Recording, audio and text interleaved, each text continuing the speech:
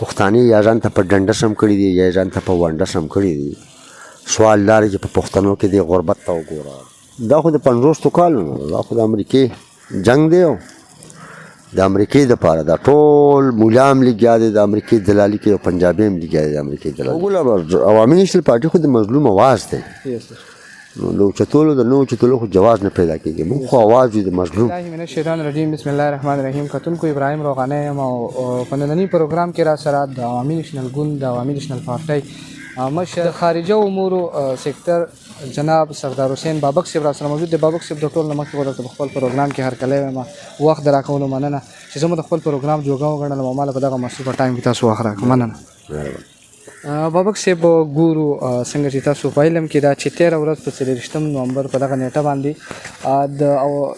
کومه چې د خان صاحب کوم اصفهان او د خان صاحب په وینا باندې او موجوده چې کوم وزیر اعلی دی زموږ د صوبې جناب علي امین ګنډاپور صاحب په وینا باندې چې کومه ریلی تللی وه پنجاب ته بیا هلته کې چې کومه ډي چې او چې کومه احتجاج شوی دی په دغه کې ګڼ شمېر سره زموږ پښتانه چې کومه دي هغه شهیدان شوي دي.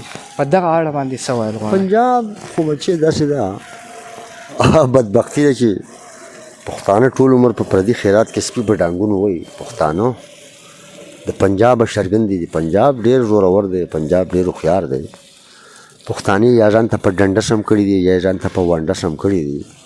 سوال دا دی چې په پښتنو کې د غربت ته وګوره، د بدامنۍ ته وګوره، د مسافرۍ ته وګوره، د لوډ شیډینګ ته وګوره، د بېروزګارۍ ته وګوره او د تنګ دستۍ ته وګوره او د پښتنو د لوفړۍ ته وګوره. نو دا خو ریاست د نصاب په لاره د صحافت په لاره د په هره لار باندې پښتانه لوفران کړو او د دې مقصد دپاره یې لوفران کړه چې د خپلو مقاصدو دپاره استعمال کړي. پنجاب خو د امریکې په وینا باندې دا خاوره میدان جنگ جوړ دی او هغه میدان جنگ کې بیا د هغې کلاړیان هم پکار دي. میدان هم د پښتنو دی او کلاړیان هم پښتانه دي چې ښه په اسانه د هغې اوږې ته ټوپک اچوي.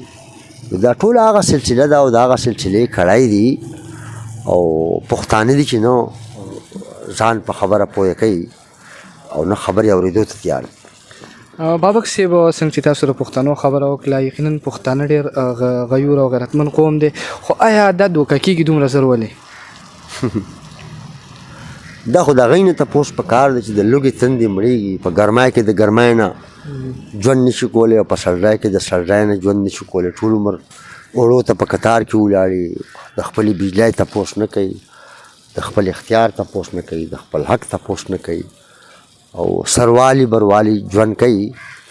اوس دومره زر ولې دوکه کېږي دا خو به هغه خلکو ته پته چې څوک دوکه کېږي په دې خبره. صحیح. بابک صاحب بل خوا که موږ وګورو 13 هفته دوه مخکې په پاړه چینار کې هم داسې مسله راغلې وه. زموږ پښتانه ډېر زیات قتلېږي سر. په دې کې د چا لاس دی سر؟ دا پښتانه ولې داسې تس نس دي؟ دا خو د 50 کالونو دا خو د امریکې جنگ دی او د امریکې دپاره دا ټول مولا هم لګیا دی د امریکې دلالي کوي او پنجابي هم لګیا دی د امریکې دلالي کوي. تاسو د عوامي نیشنل ګوند سره تعلق لرئ او بیا د دغه پښتنو د یووالي لپاره دغه ستړی کوئ او ډېره وینه توی شوې ده. که زه وګورم د باچا خان بابا نه راواخله د دې ټایمه پورې زموږ پښتانه مري سره دا به د کم حده پورې داسې روانه وي دغه سلسله؟ دا به تر هغې پورې مري چې تر څو پورې امریکې پالیسي نه ده بدل کړې او تر هغې پورې به مري چې تر څو پورې مولا او پنجابی د امریکې نه واپس شوی نه دی. په دې دواړو خبرو کې تا ته کومې خبرې امکان ښکاري؟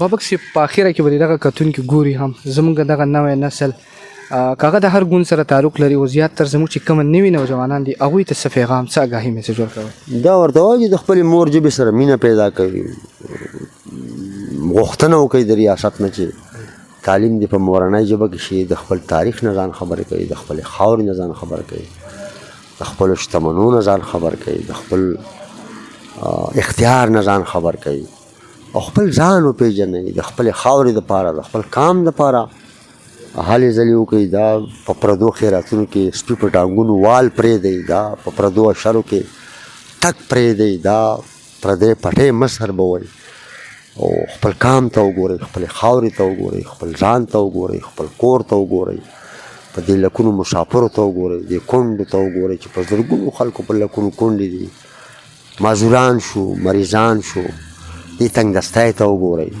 دغه سوال به ورته کوم نور څه کولی شي. بابک صاحب ټایم ډېر ناکلمه خو په اخر کې هغه امام مندر صاحب وایي چې بلها پښتانه مړه شو، په زرګونو شهیدان شو، کېدای شي پښتونخوا بله صوبه وي په اسمان کې. سر په پنجاب کې چې کومه ظلم شوی دی تېره شپه، تاسو به هم اواز په دغه چوتوئ که نه سر؟ وګوره عوامي نیشنل پارټي خو د مظلوم اواز دی، نو د اوچتولو د نه اوچتولو خو جواز نه پیدا کېږي. موږ خو اواز یو د مظلوم، نو ظاهره خبره ده اواز خو اواز وي. څه به کېږي سر مخکې مزید د دغه پښتنو سره به څه کېږي، ځکه چې اوس هم دغه احتجاج څه ورسره کېږي همدغه چې به ورسره کېږي تر څو پورې پښتانه ځان په خپله پېژني نه او سنجیده کېږي نه، نو هم د دې نه به ورسره سیوا کېږي.